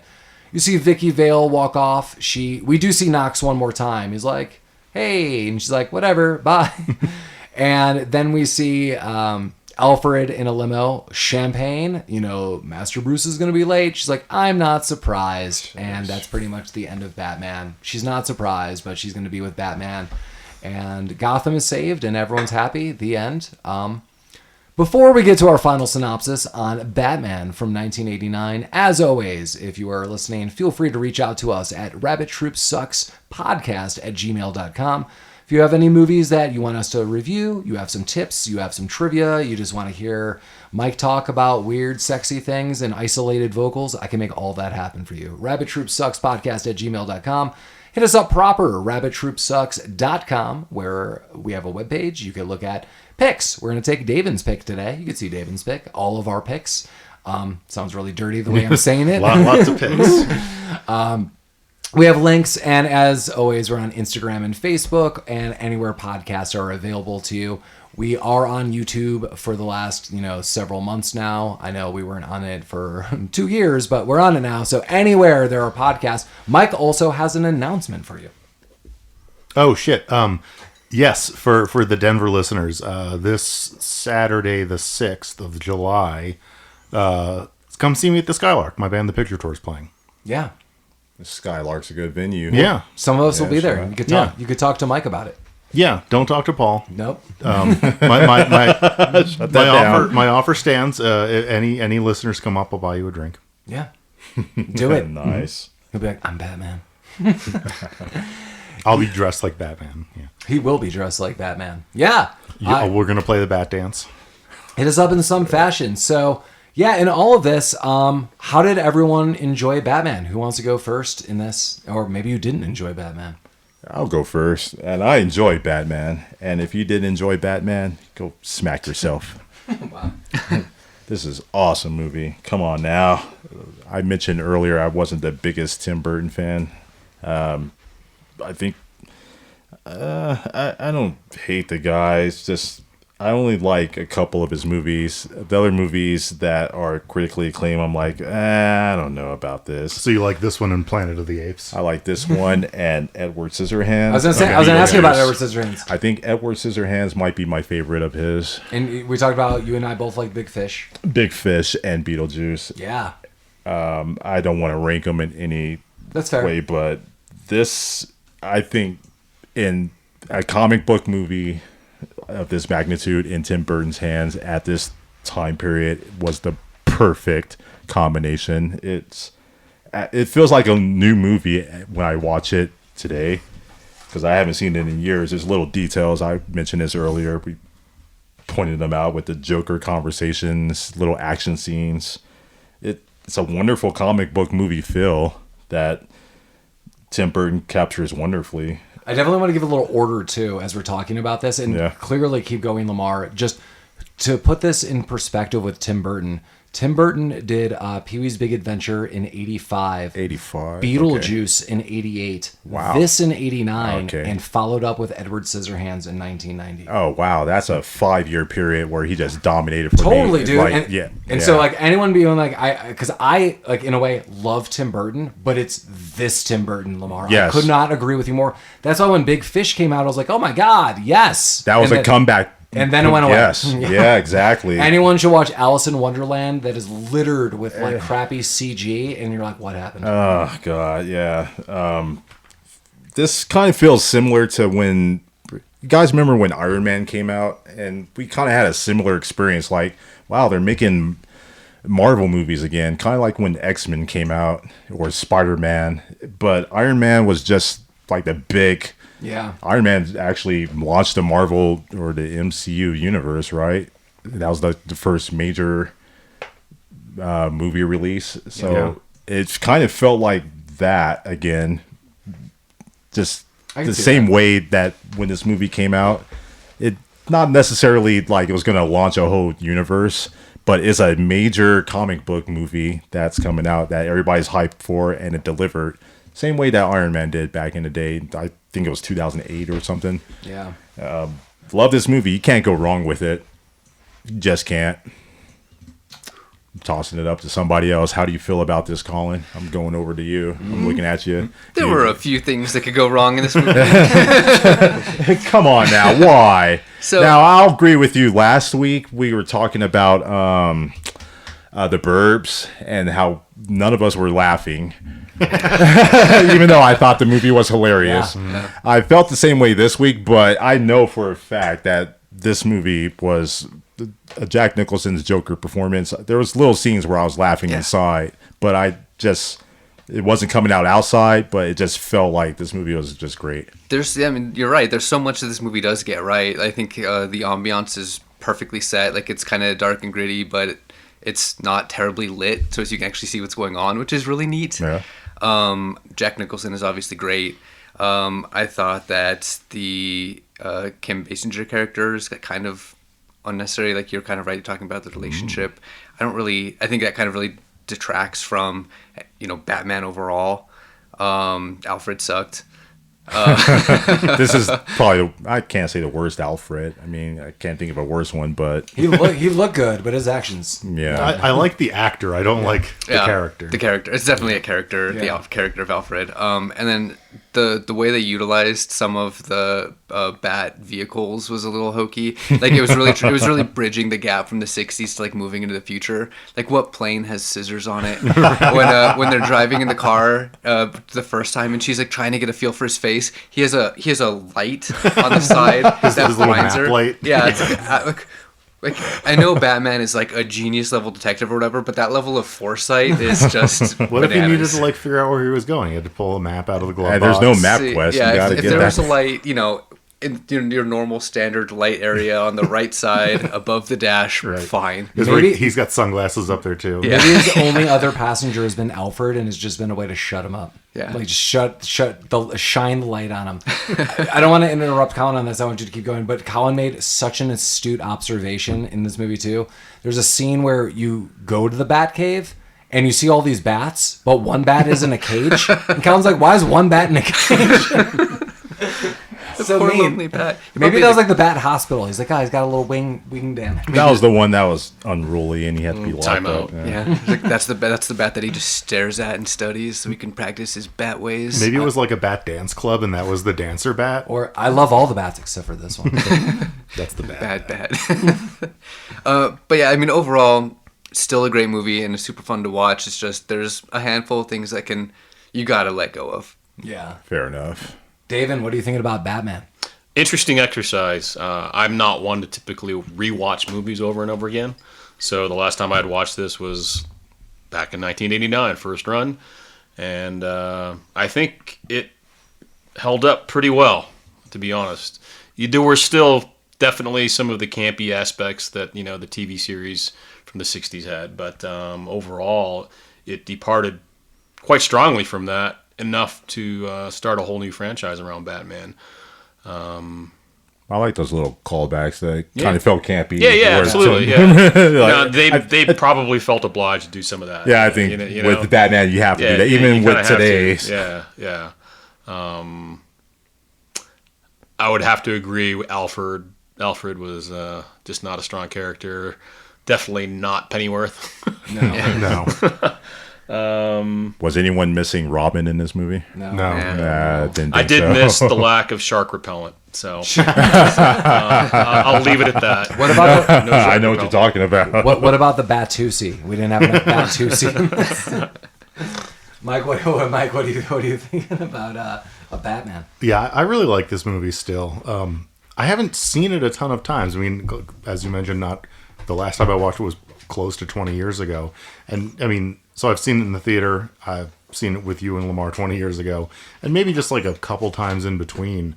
I mean, I'm sure like I rented this movie a bunch when I was a kid, when it came out on video. But yeah, I like this movie. Like, it walks that line in the middle for me of like the Nolan Batmans are like gritty and kind of quote unquote realistic, and the later like the who was the director, Michael Schumacher, whatever, Jerry Bruckheimer. Jerry Bruckheimer, thank you. Like those are just like fucking bananas with the Freeze and his goddamn catchphrases. And this was in the middle for me. It's like, it's kind of dark, it's gloomy, it's kind of gritty, it's pretty violent, but there's still like campy aspects of it. I agree with Lamar. I'm not a huge Tim Burton fan, but I do like this movie a lot. What would be your other Tim Burton films? Like, what would you be willing to watch? I mean, not for the podcast, just like just you. in general. I do. I also really like Big Fish. Edward Scissorhands, the first Pee Wee movie, I like a lot. So everyone's in like early Burton. Yeah, and Big Fish is like the random one world. Yeah, Big Fish is great. Like the Planet of the Apes movie was atrocious. I know this is like a hot take. I really don't like Nightmare Before Christmas. Yes, thank you, Mike. I've said that for years, and I think people are always surprised. Yeah. I love the aesthetics of Nightmare Before Christmas, but there is a song every 5 seconds, and almost all the songs go to hell. Yeah, I don't like the music. Corpse Bride didn't do it for me. I like Corpse Bride better for the music because there's only like a handful of songs rather than all of them. That's fair, yeah. No, I like this movie a lot. Jack Nicholson's performance is like, I mean, you can't fault it unless you're Collin. I like Michael Keaton a lot. Yeah, Kim Basinger's fine. There's a couple characters that didn't need to be there, but yeah, I don't know. I just like this movie a lot. Yeah, I thought this movie was a ton of fun. I noted that. I can't like disagree with what anyone's saying outside of this. As I noted, I really like Tracy Walter, who plays Bob the Goon. As we said last time we saw him, it was How High and Cyborg 2, Glass Shadow. Bob the Goon got done dirty in this. I guess another piece of trivia was he was hired because he's Jack Nicholson's friend. So That's amazing. I was like, that's so cool. That is cool. Yeah, he plays like a really fun role in all the roles he does. Yeah, Jack Nicholson is just stellar in this. Danny Elfman is just A+ with the score. Like, it's insane. I know there's some debate with Prince being in the movie. I know Tim Burton was a little back and forth with this. So I think it works. I just really like it. I do like the story overall. I think overall this movie holds up. As said before, I mean, if you have not seen this movie absolutely changed how superhero movies, especially Batman and the DC universe, would go forward with this. It set some really iconic things for Batman, as we noted, the lower register of his voice, saying I'm Batman, and then soundtracks. Yeah, I hope we do Batman Returns at some point in time. It's a lot of fun, which overlaps with some Christmas. So Batman Returns could be a little Christmas movie for some of you. I watch it every year. Every year? Every other year. I love it. And I haven't seen it in ages, so that would be a great one for me. So we'll see about it. So yeah, hopefully everyone enjoyed this month. We had some Father's Day. It was Pride Month. Hopefully you were celebrating that. Yeah, thanks for listening. Next episode that we have coming up is going to be our Third 1989 movie in a row. We went from we're gonna go real highs and lows here. We went from The Burbs to Batman, and next week we're gonna do 1989 No Holds Barred, starring Hulk Hogan, and that's gonna be your 4th of July celebratory film. This is Lamar's choice. I'm not saying that to throw you under the bus. I'm excited to watch this. You throw me under the bus. I'm excited to watch it. I've never seen this. Oh, really? Yeah. No. Oh, listen, brother, you're gonna celebrate. Mike's gonna wear a Hulkamania shirt and rip it off at the end. Collin's gonna wear a skullet. It's gonna be wild. Yeah, Davin, thanks for joining us today. Hopefully you had fun watching Batman. Super fun. Thanks for having me. Hopefully Davin joins us again. We have other movies that we've talked about on the side. But we felt one wasn't just very summary. So we'll get to that secret one later. But yeah, join us for No Holds Barred. Hopefully you enjoy this. For the love of God, go watch Batman at some point in time. Anything anyone wants to say about Batman? Go with a smile. Vicki Vale, Bat Dance. Never rub another man's rhubarb. You could. You should type that in Google, listeners. Just don't ever associate us with that. I don't know what you're going to find. Farm porn. Wow. As always, Rabbit Troop songs. Nope.